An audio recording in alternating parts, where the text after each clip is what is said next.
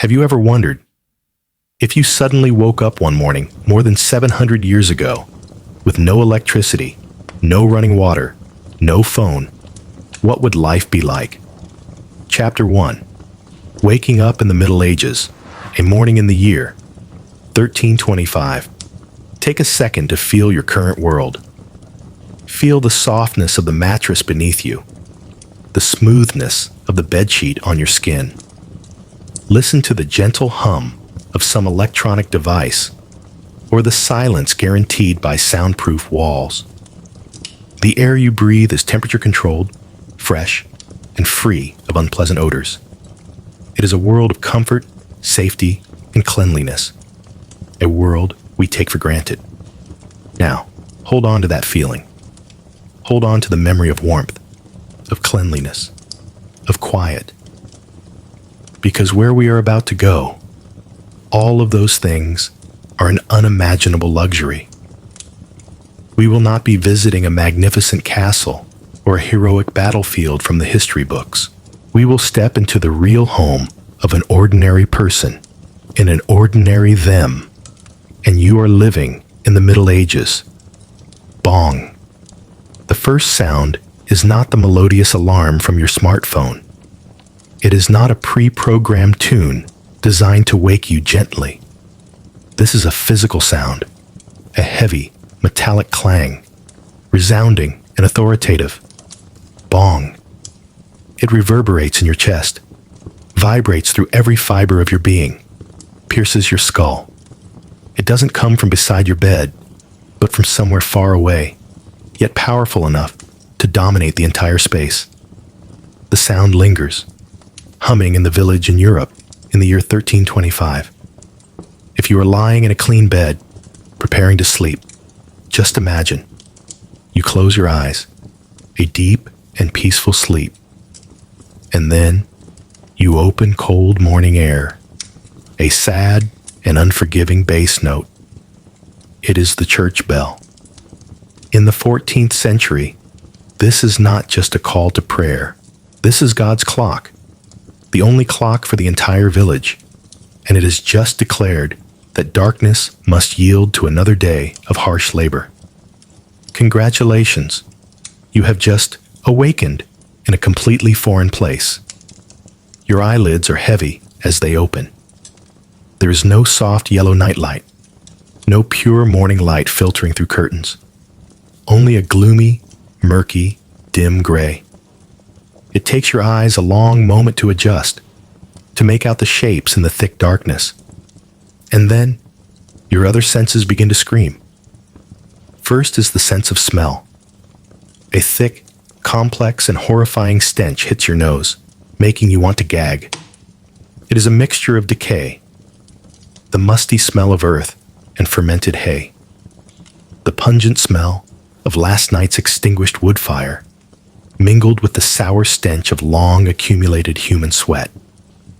Added to that is the sharp ammonia smell of livestock manure and the foul odor of decomposing organic waste somewhere nearby. It all blends into an air so thick you feel you can taste it. Next is the sense of touch.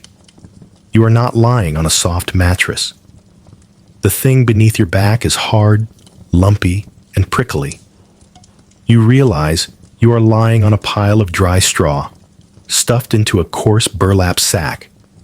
It is not flat.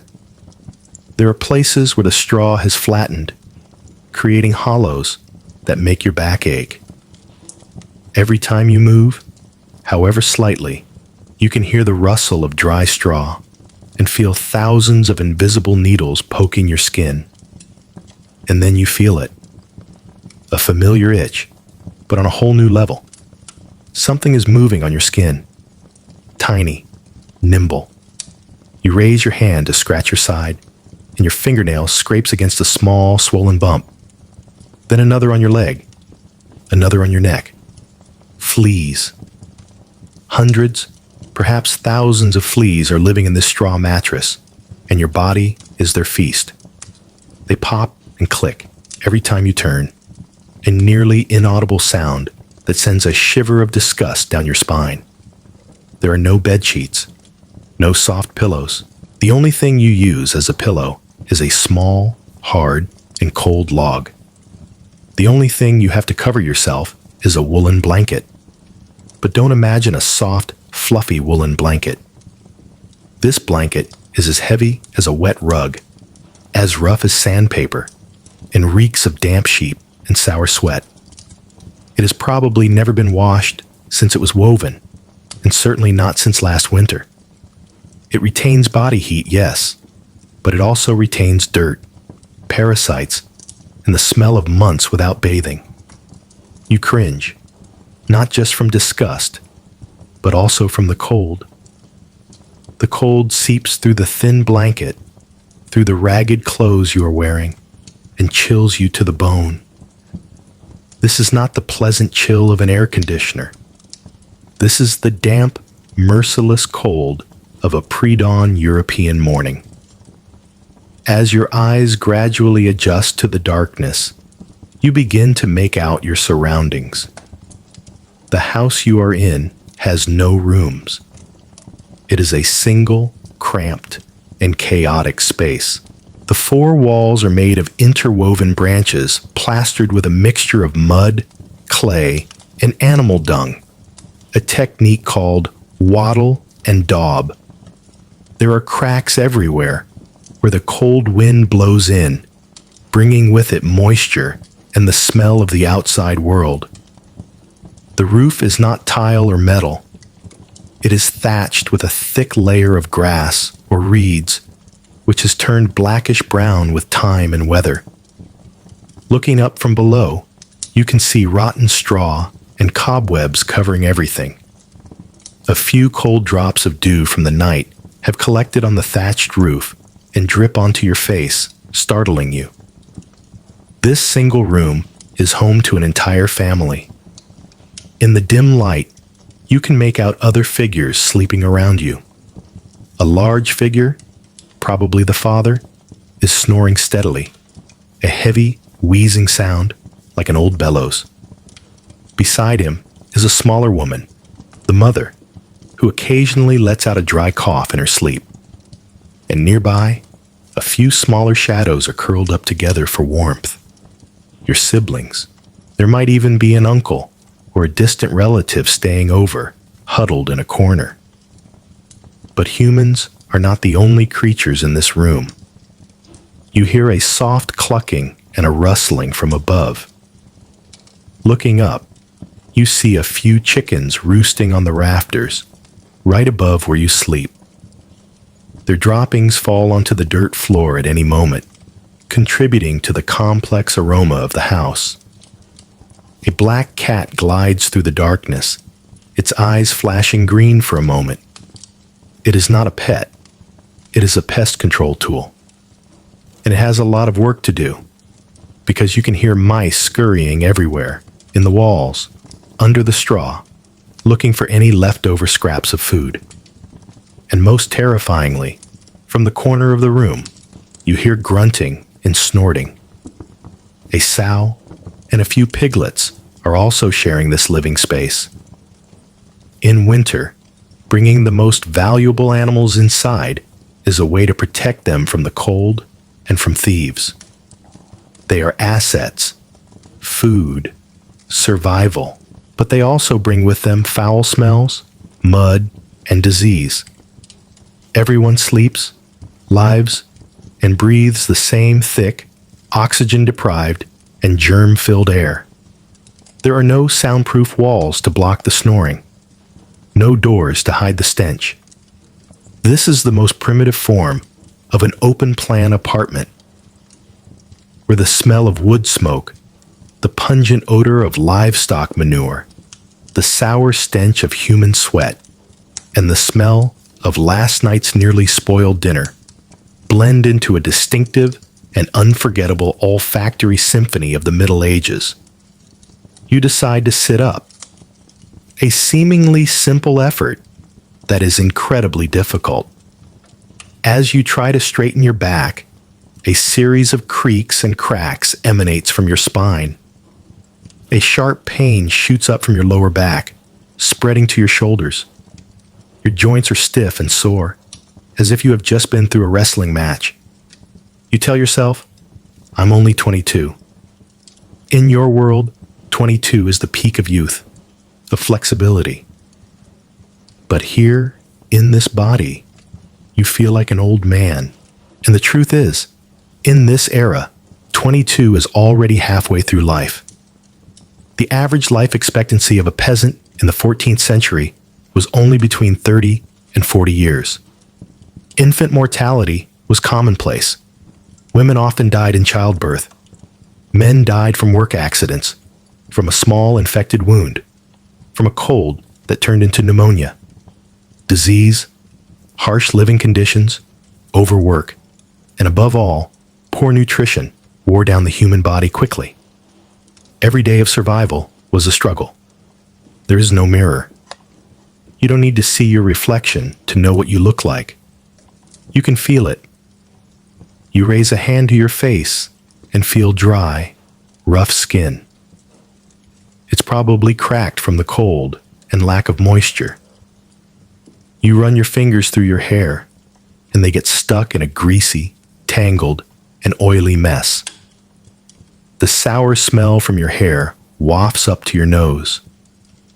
When was the last time this hair was washed? Probably a few weeks ago, with cold water and a bit of wood ash. And then the dull itch returns, spreading all over your body. It doesn't just come from the fleas in the bed. You can feel lice crawling in your hair, in the seams of the clothes you are wearing. These coarse woolen clothes are the same ones you wore yesterday and the day before. They are never washed regularly because soap is a luxury, and heating water just to wash clothes is an unimaginable waste of resources. You live with parasites. They are an inseparable part of daily life. The feeling of itchiness is as familiar as the feeling of hunger or cold. Here, in this one-room hut, the concept of privacy is completely non-existent. It's not just that it's absent. It's a foreign, incomprehensible idea. There are no separate bedrooms, no curtains to shield you, no personal space. Every action, every sound, every breath happens in public. You can't just go outside for a bit of fresh air, because outside is not a clean walkway or a breezy balcony. Outside is a thick, cold mud pit. The village paths are muddy, flooded with the excrement of horses, cows, pigs, and people. The early wind blows through, bringing a biting cold. Want to change your clothes? You'll have to do it right here, amidst the sleepy eyes of your entire family. Want a quiet moment to think? Forget it. Your father's snores, your mother's cough, the crowing of chickens on the rafters, the grunting of pigs in the corner, and soon, the cries of some baby sibling. Absolute silence is a luxury only the dead can afford. Every morning, you wake up not by your own will, but by a series of collective events. The church bell awakens the whole village. The sound of your father turning over and getting up signals the start of the workday. The sound of your mother rekindling the fire. You are not an individual waking up in a house. You are a part of a collective living organism, a cell in a larger body, and you wake up with everyone else. You don't start the day by choosing. You start the day by continuing to live. As you listen more closely, beyond the chaotic sounds inside the hut, you begin to recognize the rhythm of the village stirring to life. Every sound you hear carries a meaning, a message. The church bell rings again, a series of shorter, faster bells, perhaps to signal the hour of lauds, the second service of the day after matins at midnight. For the monks in the monastery, it is a strict schedule. For you, a peasant, it is a way to measure time. The sun is not yet up, but the bell says the day has begun. It is not just the call of God, but the only living clock, controlling the rhythm of work, eating, and rest for the entire community. From neighboring huts, you hear sounds similar to those in your own home. Coughs, people speaking softly. A dog barks at the end of the village, perhaps in response to a strange noise. The sound of a wooden bucket hitting the stone side of a well, followed by the creaking of a rope as someone draws water. The sound of a coarse broom, made from bundled twigs, sweeping the dirt floor of another house, creating dry, rustling sounds. And then you hear footsteps, not the clatter of shoes on a pavement, but the heavy, squelching sound of wading through mud. Slosh, squish, slosh, squish. That sound says it all about the village path, about the mud, about the hardship of moving even a few meters. All these sounds are not random noise. They are a familiar symphony, a rhythm repeated day after day, year after year, generation after generation. It is the rhythm of survival. And in the early morning breeze, that cold, damp breeze that seeps through the cracks in the walls, you can smell a new scent. The smell of wood smoke, but not just from your house. It rises from other thatched roofs, a thin gray smoke ascending into the dawn sky. It is a sign that other women have also woken up, are stoking their fires. They are preparing breakfast, a meager breakfast, perhaps just a pot of thin oat or barley porridge, reheated from the day before. Or maybe a piece of black bread, hard as a rock, that must be dipped in weak ale or water to soften it. Maybe a few turnips or onions are thrown into the pot for a little flavor. Meat is a luxury, reserved for special holidays. Finally, you summon the courage, throw aside the heavy, damp woolen blanket. An uncontrollable shiver runs down your spine. The cold hits you immediately, merciless and total. The air inside is probably only a few degrees warmer than outside. You tremble, not out of fear, but simply as a physiological reaction of your body to the biting cold. Your house does not have a fireplace in the sense you know. There is no brick hearth with a chimney to lead the smoke outside. Right in the middle of the hut's dirt floor is a small pit lined with a few stones. This is the central hearth. The embers from last night are still slightly warm. Your mother is kneeling beside it, using a wooden bellows to blow the last embers back to life, placing a few damp logs on top. Smoke billows up, with no way out except through the cracks in the roof. It stings your eyes, making you cough violently. But this is the only source of heat. This tiny hearth has to perform 3 tasks at once: boiling water, cooking porridge, and warming the entire family. You have to stand very close to it to feel a bit of warmth, but at the same time, you have to breathe in the toxic smoke. The morning temperature can drop below 0°C, even when it's not the middle of winter. The floor is packed earth, still damp and cold from a rain a few days ago. It never really dries completely.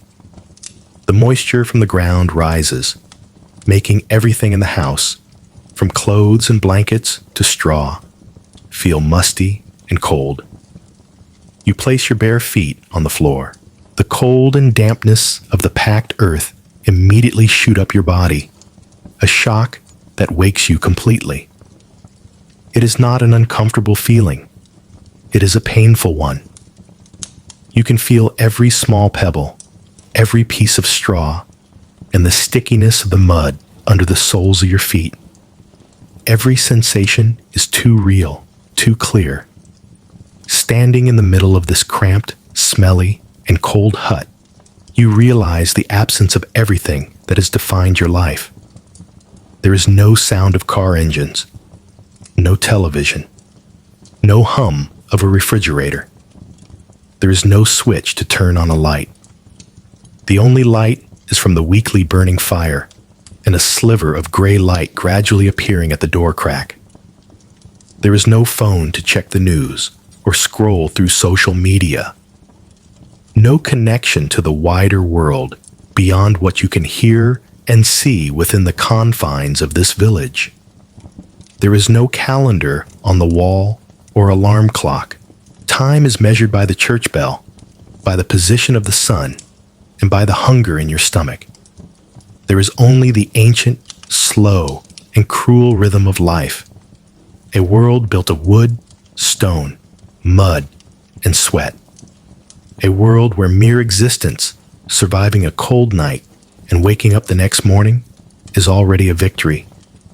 And that is just the morning.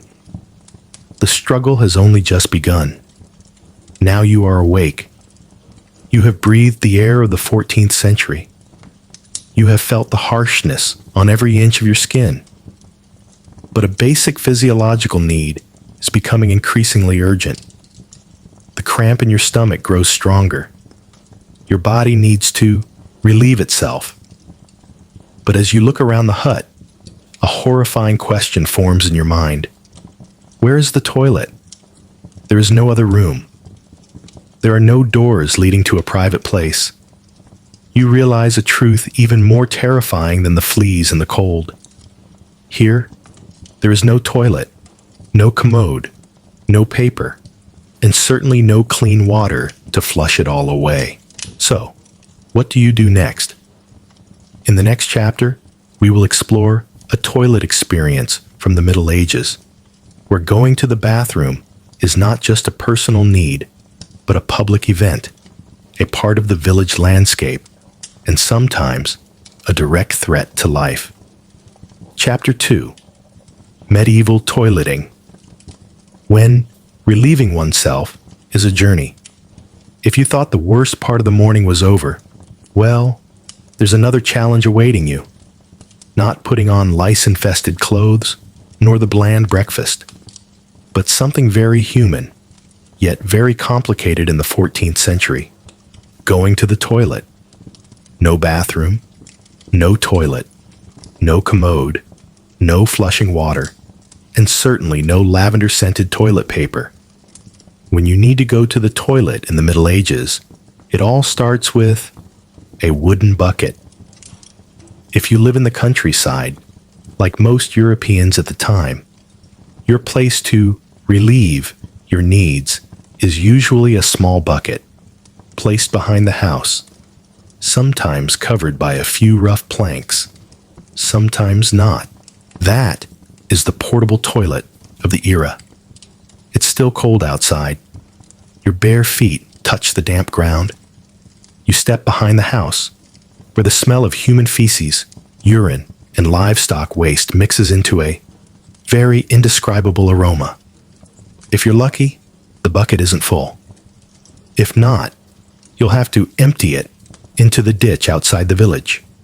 Or, as was common in towns, throw it straight onto the street. And when you throw it, you have to shout a warning word. Gardez-le, an old version of the French regardez-l'eau, meaning watch out for the dirty water. But most listeners were too used to it and no longer reacted quickly. If you were in a city like London or Paris, the small, muddy alleys were often rivers of waste, not just from people, but also from horses, dogs, cats, and hundreds of other creatures. In the 14th century, most towns had no sewer system. The stone-paved streets were covered in dirty water, mud, and waste. If you went for a walk in the morning, you needed to dodge more things than you'd think. Some cities had public toilets, called latrines, usually located next to a river or drain, but they were very rare, and the concept of cleanliness was almost non-existent. The rich sometimes had their own private latrine, a small room in the house with a hole cut through the floor. The waste fell into a deep pit, or directly into a moat. But you, a commoner, did not have that luxury. If you think living in a castle would be cleaner, think again. In European castles, the place to relieve oneself was often the garderobe, a simple opening in the wall, which led waist down to the moat or pond below. And that is precisely why you should not swim in the moat around a castle. That water was not just for protection. It was also full of things no one wanted to keep. Even, in some extreme cases, enemy soldiers used these toilet chutes to infiltrate the castle. That's right, climbing up from the waist to capture the fortress. That is why many later castles built their garderobes higher and harder to access from the outside. In many towns, going to the toilet was not private at all. Some public toilets were long stone benches, each person with a spot, sitting side by side, with no partitions, no doors. You could chat with the person next to you while doing your private business. It sounds strange, but to medieval people, this was normal. No one felt ashamed. The stench was a part of life. There was no water to wash hands, no soap, and no toilet paper. So what did they use to wipe? The answer? Anything they could. Leaves, moss, old cloth, corn husks, dry straw. Sometimes, nothing at all. Some people use their hands, then rinse them briefly with rainwater or river water, if available. That is why shaking hands was not a common custom at the time. And if someone offered you their hand, you had a good reason to be wary. Going to the toilet back then was not just unpleasant, it was dangerous. Slippery paths, steep stone roads, a misstep in the evening, you could fall into a pit of waste. Even young children and the elderly had died from slipping into toilet pits. Furthermore, bacteria from the waste seeped into the water, food, and soil, causing diseases to spread rapidly. From diarrhea to typhoid, dysentery, everything stemmed from a lack of basic hygiene. This was a major reason why life expectancy was so low. So how did they endure it? Because they knew no better. They had never seen a toilet, a faucet, soap. To them, the stench was normal. Living with waste was natural. And because everyone was like that, no one found it strange. So you have just experienced one of the most realistic and also most unpleasant parts of medieval life: going to the toilet. In today's world, we can flush with the push of a button, have clean paper, hand sanitizer, and fragrant air. But 700 years ago, just going to the toilet without getting sick was a luxury. If tonight you are lying in a warm room, far from the sound of insects and the smell of feces, take a little pride. You are living in the cleanest and safest era humanity has ever known. After going to the toilet, you think you'll get a warm breakfast to fuel you up? Think again. In the next chapter, we will enjoy a medieval breakfast, where mushy pottage and weak ale became the standard meal, even for children. Chapter 3: Medieval Breakfast, Food and Ferment. After a long night on a hard straw mattress, after having snuck out behind the house to relieve your needs, you return to your familiar spot by the small fire, where one of the most important rituals of the day begins: breakfast. But wait, don't expect steaming coffee, fried eggs, or toast. Because in the 14th century, breakfast was not a comfort, but a means of survival. There's no smell of roasted coffee, no sound of a juicer. Instead, you squat or sit on an old log, holding a rough wooden bowl. Inside is a thick, pasty mixture with a little steam rising, a slightly sour smell, and the feeling that you're not sure how many times you've eaten this already. This is pottage, the main, almost only dish of a medieval breakfast. A thick porridge made from cheap grains like rye, turnips, onions, garlic, sometimes with beans or wild greens picked around the village. No meat, no eggs, no cheese. Sometimes the pottage had been cooked a few days before, with only more water and new vegetables added each day, like a bottomless porridge for the whole family. Next to the bowl of pottage is a piece of black bread, the size of a fist, hard as a brick, made from barley or rye, sometimes mixed with tree bark, sawdust, or ground chestnuts, anything that could be used to replace expensive wheat flour. This bread was not baked evenly like in a modern oven, but often burnt on the edges, raw in the middle, and had to be soaked in the porridge to be eaten without hurting your teeth. To medieval people, bread was not a cute snack, but a source of life and a dental challenge. You pick up a small wooden cup, not tea or milk, but weak ale, small ale. Why drink beer at 6 in the morning? Because the water from wells, streams, and rivers was mostly contaminated by human feces, dead animals, garbage, and even plagues. Meanwhile, beer was made by boiling water, then fermenting it with yeast and grain. The fermentation process killed most of the bacteria. This was not the strong beer of today, but just a light, slightly bitter drink, enough to survive the day. Even children drank beer, as there was no other choice. What's not on the breakfast menu? Milk. Not an option for everyone. Cows' or goats' milk, if available, had to be used the same day. No refrigerators. No ice. No paper cartons. Just a few hours after milking, the milk would turn sour. Therefore, most milk was used to make butter, cheese, or yogurt, forms that could be preserved longer. However, good cheese was usually reserved for the clergy, nobility, or the well-off.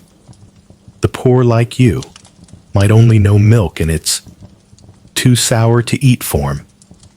Fresh fruit only appeared in summer or autumn, and if you got an apple or a pear, you would save it for your children or the sick in the house. Green vegetables, if you could grow them, were not a staple for breakfast. No honey, no cereal boxes, no fruit yogurt, no balanced nutritional meal by modern standards. Meat, whether chicken, pork, or beef, was a luxury. Common people only ate meat during festivals, weddings, or major church holidays. Sometimes, if you were a peasant in a generous lord's village, you might get a little meat at Easter or Christmas. But on a Tuesday morning? No, meat was so rare that many believed eating it increased strength, because there was no opportunity to verify it. Everyone eats in silence. No TV, no phone. Just the sound of a wooden spoon scraping against a bowl. Maybe someone mutters a prayer or coughs from the kitchen smoke. In your head are a series of practical questions. Are there enough turnips to cook for tonight? Has the hen laid an egg yet? Should I save the hard piece of bread for lunch? Food was a precious resource, and eating was a survival calculation. The food is not tasty, but that is not the goal. The goal is to fill your stomach enough to work all day in the fields. No one seeks satisfaction in flavor. Just finishing a meal without a stomach ache was already great. Spices like salt, pepper, or herbs were very expensive, sometimes as expensive as gold, and only present at festivals or in wealthy households. Even your simple porridge is not entirely safe. If the barley grain is moldy, especially with the ergot fungus, you could be poisoned, have seizures, hallucinations, or worse. During famines, Many people mixed bark, dirt, or moss into their bread to stretch the food, and that could lead to a slow death. So you have finished eating. A bowl of odorless, tasteless pottage, a piece of hard bread, and a sip of weak ale, a typical medieval breakfast. You are not full, not happy, but you have enough strength to go to the fields, to start a day of work that lasts from sunrise to sunset. In this world, a meal does not nourish the spirit, but prolongs existence. After breakfast, you stand up, pull the itchy woolen tunic close to your body, and prepare to step outside, to start a day of labor with no breaks. But before going to the fields, you need to get dressed, or rather, put back on the same set of clothes you've worn all year. In the next chapter, we will explore medieval fashion, when every outfit is a microbiological challenge. Chapter 4, the fashion of ultimate pain. What are you wearing as you listen to this story? Soft pajamas, a comfortable t-shirt, a warm blanket wrapped around you. Hold on to that feeling. Because in the Middle Ages, fashion was not for beauty, not for self-expression, but only for survival. The only set of clothes worn until it falls apart. In 14th century Europe, most common people owned only one set of clothes, and they wore it every day, all year round, regardless of the hot summer or the freezing winter. If you were a man, you would wear a long tunic, made of coarse woven wool, reaching to your knees or lower. Trousers, as we know them today, hardly existed. Men often wore separate-legged hose or wrapped cloth around their legs. If you were a woman, you would wear a simple long woolen dress, also known as a kirtle. Over it was an outer gown, and sometimes an apron. Underneath, if you were lucky, you had a linen chemise, but most of the time, there was nothing. These clothes were not form-fitting, had no buttons or zippers. Everything was held together with ties, belts, or metal pins. They were loose, heavy, coarse, and as itchy as if they were scraping your skin. Wool was the most common material because it was cheap, warm, and easy to produce from local sheep. But wool back then was not processed to be as smooth as it is today. It was coarse, thick, with stiff fibers, and very absorbent. In winter, you felt warm but damp, while in summer, you felt like you were in a steam oven. Sweat soaked into the fabric, then dried, then got wet again, then dried again, repeating until the fabric became stiff, moldy, and had a permanent stench that could never be washed out. What about washing? Extremely difficult. There was no modern soap.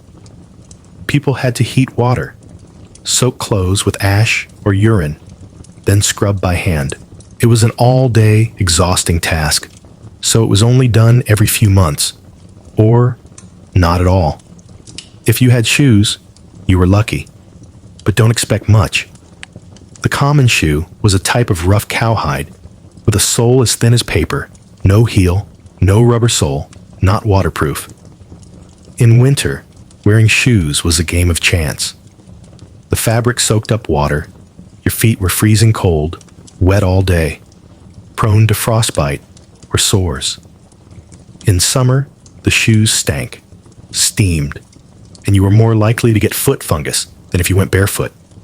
Therefore, most peasants chose to go barefoot, through mud, through cow dung, over sharp stones, over rusty nails. Their feet were calloused, torn, and often infected. Fleas, lice, mites, ticks. They didn't just live in the straw mattress. They lived in your clothes, in the armpits, the seams, the hood, the socks, even in the smallest folds. Whether you bathed or not, and usually you didn't, they clung to you. You scratch, and you scratch again. Your fingernails always had red scratch marks. Your skin was dotted with scars from scratching. Lice crawled on your collar, and finding nits was a normal part of every morning. People of that time did not consider this unusual. They saw fleas like body odor as a part of life. Churches even had delousing days, where people would sit and pick lice off each other while listening to the sermon. A gesture of intimacy. No underwear. Not a fashion faux pas, but a fact underwear, as we know it today, was almost non-existent for common people. Some might have had a linen under tunic if they were well off enough, but most wore nothing under the coarse wool. The consequences? Chafing, rashes, dermatitis, and genital infections were common. No sanitary pads, only dry straw, rags, or your hand. Women wore long dresses, covering them from neck to ankle, regardless of the weather. The dress was too thick in summer, too damp in winter, but it was not allowed to be shorter. They wore coifs, or headscarves, sometimes to cover their hair, because hair was considered provocative if left uncovered. Even poor women were subjected to societal moral standards through a piece of cloth on their head. And if someone looked different, spoke loudly, went barefoot, didn't wear a head covering, they were easily labeled a witch. There were no children's clothes as we know them today. Children wore exact replicas of adult clothing, only smaller. Still coarse wool, still a pullover tunic, still heavy fabric. They were also itchy, had chafed skin, and scratched until they bled, just like adults. No children's shoes, no windproof jackets, no warm socks. Only a tunic patched over and over from an older sibling's hand-me-down. Imagine wearing a heavy, damp, smelly woolen robe, clinging to your skin, causing itching, and you have to sleep in it, work in it, go to church in it, and die in it. You don't change clothes every day. You have no choice. What you wear is also what people will bury you in. Fashion was not an expression. It was a shield against the world, even if it hurt you every day.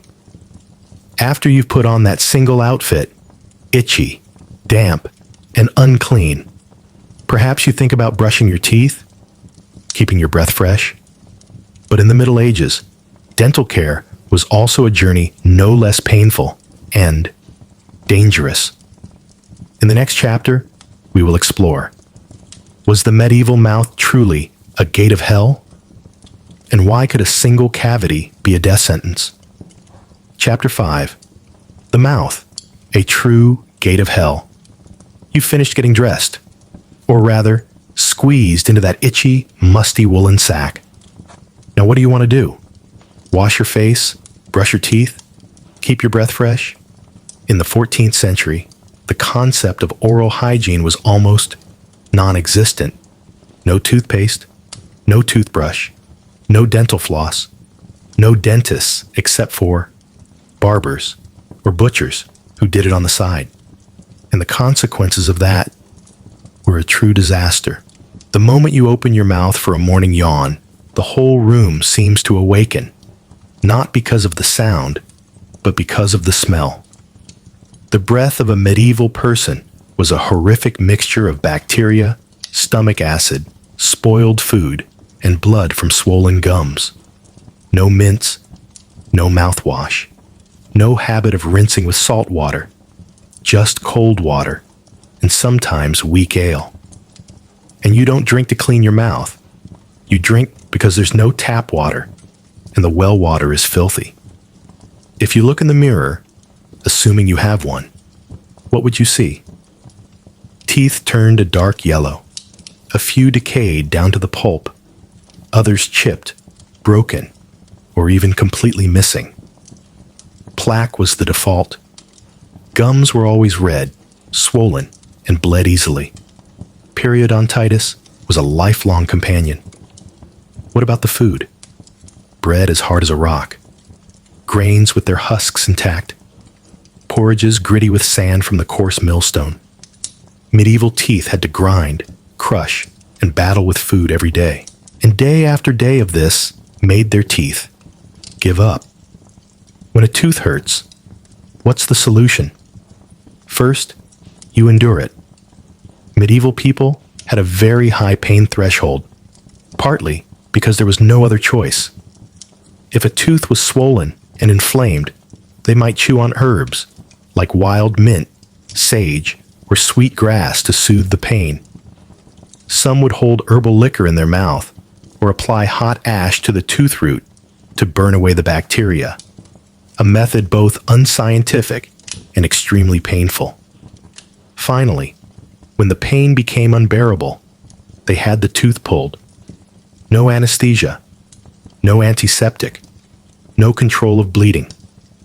The person pulling the tooth could be a barber, a blacksmith, or a quack. Anyone who could hold a pair of pliers and had the guts to do it. And you? Just imagine a decayed, pus-filled tooth being ripped out of your gum with bare hands, to the sound of a scream echoing through the village. There were no modern dentists. Those with rudimentary knowledge of dentistry were often monastic healers, using herbs and prayer. Barber surgeons, cutting hair, lancing abscesses, pulling teeth, all in one. Butchers, sometimes asked to pull teeth because they were used to using knives. No gloves, no antiseptic, no sterilized instruments. After each surgery, cold water and a prayer were enough. Common consequences? Sepsis, septic shock, death. Dental disease, the gateway to death. Remember? No antibiotics, no paracetamol tablets. A small gum sore could develop into an abscess, spread to the upper jaw, and into the brain. Meningitis. Death after a few days of agonizing pain.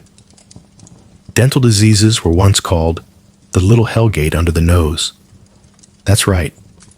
The mouth was not for smiling. The mouth was a harbor for pathogens. Bad breath, as normal as stale rice. Bad breath was so common that no one considered it a problem. Everyone smelled.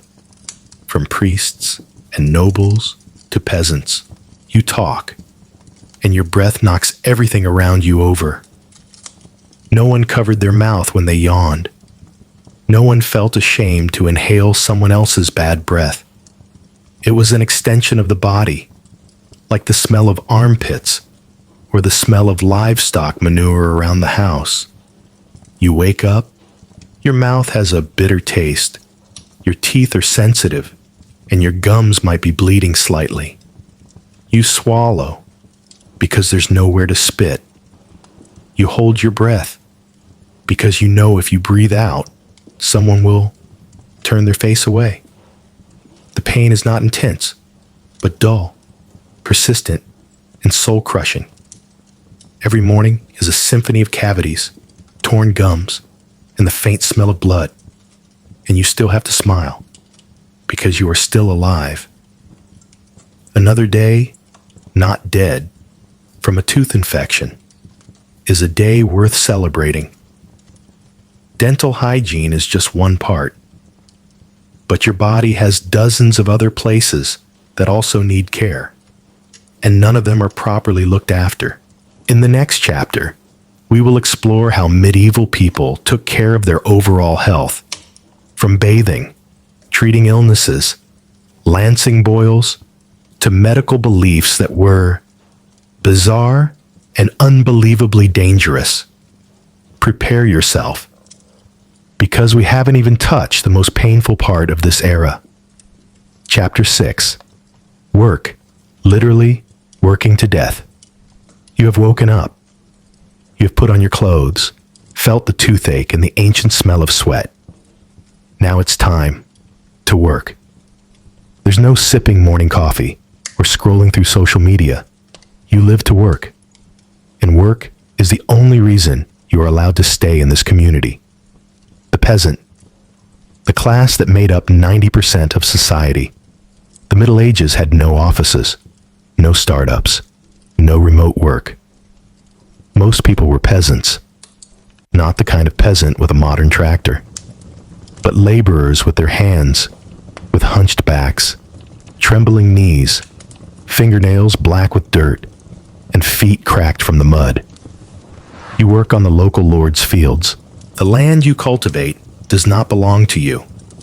Every year, you have to give a portion of your produce to the landowner, usually 30–50% of the harvest, plus a grain tax, a marriage tax, a wine tax, and even a tax for using the oven. Don't pay? You're kicked out of the village. Or worse, publicly punished, imprisoned, tortured, or executed. A workday, from before dawn until you collapse. The sun hasn't risen, but you're already in the fields. The air is misty, freezing cold, but you still have to go. The work?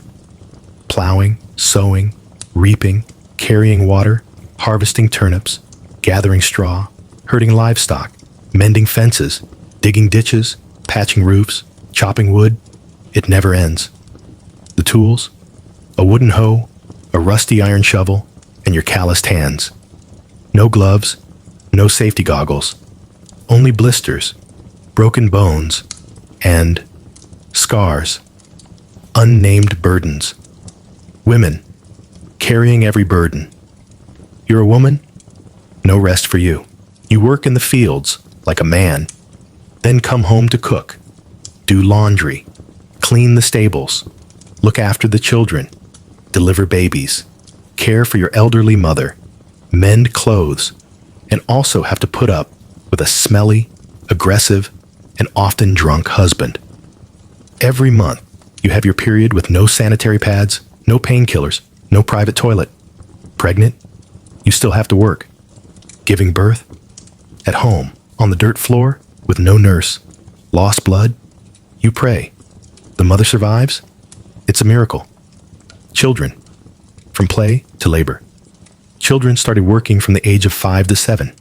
No kindergarten, no Legos, no fairy tales. Only orders to weed, catch insects, watch the pigs, wash pots, fetch water. Older children, 10–12, learned a trade, like baking, shoemaking, blacksmithing.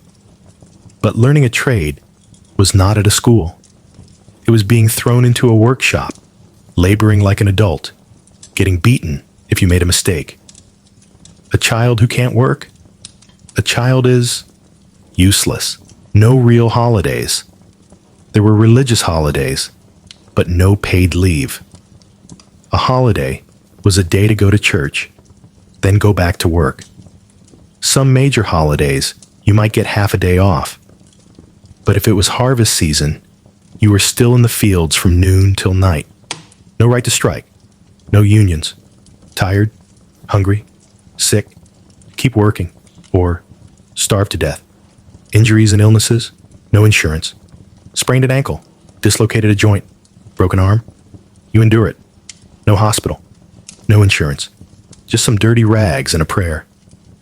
Many people were left with minor paralysis or lost a hand or a leg due to work accidents. They still had to work or beg. Even professions like millers, brickmakers, and cowherds had a higher mortality rate than soldiers at the time, and no one recorded it. You work until you are exhausted, your back is broken, you are blind, or you lose your mind, and then you are replaced. People didn't ask, "What do you want to be when you grow up?" They asked, "When will you be strong enough to work?" In the Middle Ages, people did not live to dream. They lived to toil. No matter how diligent you are, all your efforts can be wiped out by the weather. In the next chapter, we will explore the most invisible yet cruelest enemy of medieval people, the climate, from freezing winters to scorching summers, and how they survived in a world with no air conditioning, no fans, no insulation. Chapter 7. The Climate, the Second Enemy. Can you stand the cold of an air conditioner? Can you complain when a hot summer makes you sweat a little? In the Middle Ages, the climate was not just an inconvenience. It was a living force, always lurking to kill you. A world with no safety net. In the 14th century, Europe experienced a period called the Little Ice Age. Temperatures dropped significantly. Winters were longer, harsher. Summers were shorter, sometimes with continuous rain for weeks on end. There was no stability, and there was no way to escape it. No insulated houses, no air conditioning, no central heating. Only a thatched roof, cold mud, and a small, smoky fire. Winter, a long siege. You shiver under a damp blanket. The temperature outside can drop below 0 degrees C. The floor is wet earth. No socks, no fireplace. The smoke from the hearth stings your eyes. But if you don't start a fire, you will freeze to death. Firewood is gold. Chopping wood in the wrong forest?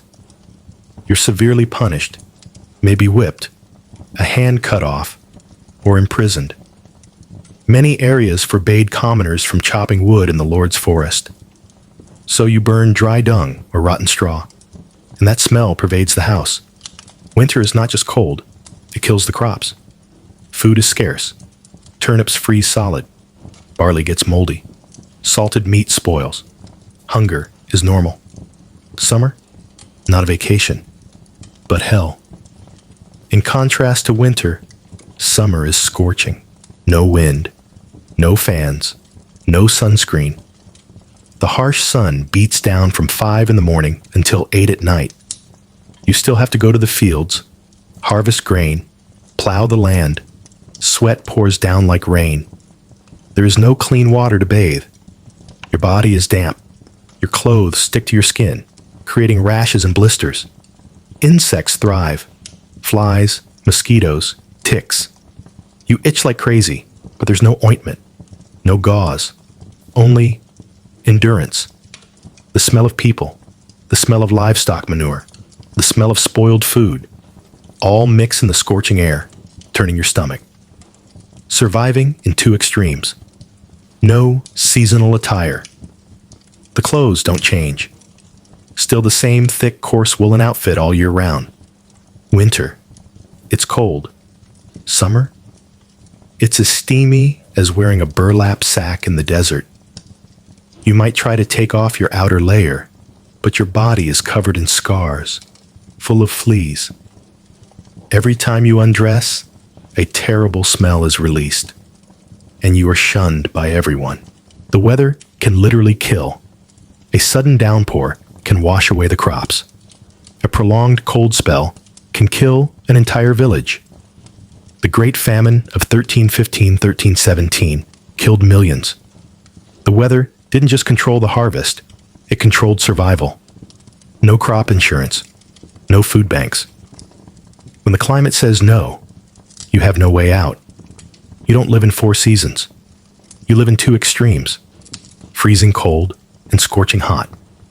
You can't control the weather. You don't get weather forecasts. You can only look at the sky, pray, and hope that today it doesn't rain too soon, the wind isn't too strong, the snow isn't too thick. In your world, the weather is a news channel. In the world of medieval people, the weather is a god, and usually a very cruel god. After the heat, your throat is parched. But don't think water is the solution. In the next chapter, we will learn about something that seems pure. Water. Something that can save your life or poison you. Something that in the Middle Ages, drinking from the wrong place meant certain death. Chapter 8. Water. Friend or foe? You are thirsty. Your throat is as dry as sandpaper. After a morning of digging, starting a fire, feeding the pigs, what you need most is a sip of clean water. But my condolences. In the Middle Ages, water could kill you faster than hunger. The state of the water supply. No tap water. Only questionable flows. No shower. No faucet. No bottled water. The only water source is the village well, a stream near the forest, or the river that flows through the village. But no one checks its cleanliness. No one filters the water. No one knows about bacteria, worms, or E. coli. People wash their hands, clothes, feet, bathe, and relieve themselves in the same water source. Human feces, dead animal carcasses, garbage, all drift in the water you drink. And then you wonder, why were medieval people afraid of water? Beer, the survival solution. Drinking water? It was literally a gamble with death, so they didn't do it. The people, including young children, drank weak ale, small ale, a light, low-alcohol beer. The beer was boiled, killing most pathogens. The taste was strange, but it was safer than water. An average medieval person could drink from 1 to 4 liters of beer a day, including breastfeeding women. Wine was also common in southern Europe, but it was expensive and reserved for the upper class. For peasants, beer was life. Bathing, a suspicious and dangerous act. You think, at least I can wash myself with water. Sorry, that thought is modern. In the Middle Ages, bathing was not common. Not because they were lazy, but because they believed that bathing opened the pores and let diseases in. Cold water made the body throw open the gates to toxic miasmas.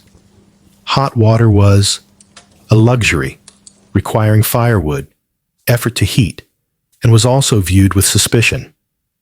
People wiped their bodies with a dry cloth or used fragrances to mask the smell. Public baths, both luxurious and controversial. Some large cities like Paris, Rome, or London had public bathhouses where people paid to soak. But these places gradually came to be seen as brothels and centers for spreading disease. After the Black Death, bathing became socially dangerous. Bathe too often. You would be suspected of being extravagant, promiscuous, or a heretic. The consequences of dirty water. The body as a living universe of bacteria. No bathing, no removal of sweat, dirt. Bacteria multiply. Boils, scabies, dermatitis. No shampooing, lice, mites. Transmission of typhus. No hand washing, eating, diarrhea, cholera, dysentery, death from dehydration. It all stemmed from one thing, a lack of clean water. Disease. Death's silent collaborator. From cholera, dysentery, typhoid to parasitic worms, all were transmitted through water. But at that time, no one knew that. You have diarrhea for 3 days? Probably ate some moldy bread. You're vomiting blood? Could be the cold air. You die after a fever? God has called you home. The truth? It could have been just because you drank the wrong water. You cannot live without drinking. But you also don't know if the next sip will be your last. In the Middle Ages, water was not a symbol of purity. It was a deadly unknown. A babbling brook under the trees? It could be beautiful, and it could also be an invisible grave. You are sick. You have a fever. You go to a healer, but you don't get an examination. You get your skin cut, your veins lanced, and leeches put on you to suck your blood. In the next chapter, we will step into what was called medieval medicine, a place where getting better was a miracle. Chapter 9. Medicine, a waking nightmare. You are running a fever. Your body is trembling. Your vision is blurry. You can't eat anything. You're drenched in sweat. In modern times, you might go to the hospital, get an IV drip, have your blood tested, be cared for by a doctor. But in the Middle Ages, you are about to enter a world where the idea of medicine is more terrifying than the disease itself. Diagnosis. By faith and theory. Medieval physicians had no stethoscopes, no ultrasound machines, no blood tests. They had one tool: belief in the theory of the four humors. According to ancient Greek theory, the human body contained four fluids: blood, phlegm, yellow bile, black bile. A person was healthy when these fluids were in balance. Illness was when one of them was in excess. You have a cough? Probably too much phlegm. You are angry. Yellow bile must be acting up. You are sad. Black bile might be dominating your mind. The treatment plan. The doctor wouldn't prescribe medicine. They would cut you open. The most common method was bloodletting. A small cut, or not so small, into a vein to remove excess fluid. If you felt weaker afterward, that was a sign. The therapy was working. Another method was using medicinal leeches. The leeches were placed on the skin to suck blood. It was believed that leeches not only removed bad blood, but also drew out evil spirits. Not effective enough? You might be forced to fast, be given purgatives, or made to drink a mixture of strange herbs. Some of these mixtures even contained mercury. The chaotic healthcare system, physicians and barber surgeons. Not everyone who treated illness was a doctor. Physician, trained at a university, usually served the wealthy class. Barber surgeon, cut hair and performed surgery. They pulled teeth, lanced abscesses, amputated gangrenous limbs. No anesthesia, no sterilization. Midwife, helped women give birth, never formally educated, but the only one present when real danger occurred. Healer, priest, prayed, gave blessings, exorcised demons, healing through faith and scripture. Which of them would save you? No one was sure. Maybe no one. Surgery, cut, sew, and pray. You broke your arm? Sorry, no modern splint. The doctor might use wood to temporarily immobilize it. You have an abscess? They would lance it with an unwashed knife. You are blind? You might be forced to have your lens pierced with a needle. No anesthesia. No antiseptic.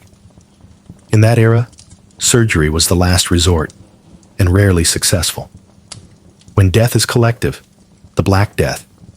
From 1347 to 1351, the Black Death killed 1/3 of Europe's population.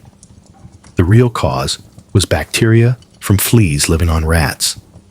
But medieval people didn't know. They thought it was a punishment from God. Poisonous gas was rising from the earth. The Jews had poisoned the wells. Therefore, their solutions were to pray, flagellate themselves to atone for sins, burn the homes of Jews, and bury cats alive. The result? Death continued to spread. The price of a scratch. In the 21st century, you get a cut, wash the wound, put on a Band-Aid. In the 14th century, a small cut could get infected, become gangrenous, and kill you in a few days. A thorn pricking your foot while working in the fields. Inflammation, swelling, fever, death. The end. A miracle to be cured. Because there was no medicine, no practical solution, faith was the only remedy. The sick were advised to repent, pray, confess, and if they were lucky, they would be cured. If not, it was God's will. There was no comfort from medicine, no miracles from medicine. There was only faith, scalpels, blood, and resignation. In that era, being healthy was not normal. It was a stroke of luck. You survived the illness? Congratulations. But the world around you is still a place where death is present in every corner. From war, famine, torture, to being burned at the stake for being accused of witchcraft. In the next chapter, we will step into the darkest part of the Middle Ages, where life and death are separated by a single breath. Chapter 10, death, and a rotten society. You have survived to the end of the day, but that doesn't mean you are safe. In the Middle Ages, death was not a surprise. It was a constant companion, a short race. The average life expectancy of a European in the Middle Ages was only 30 to 40 years, and that's if you survived all the dangers: disease, hunger, accidents, childbirth, war. Infant mortality was very high. Half of all children might die before the age of 5. The survivors would start working from a very early age. Women often died in childbirth. If you were a medieval woman, the risk of dying in childbirth was an inseparable part of life: violence, torture, and control.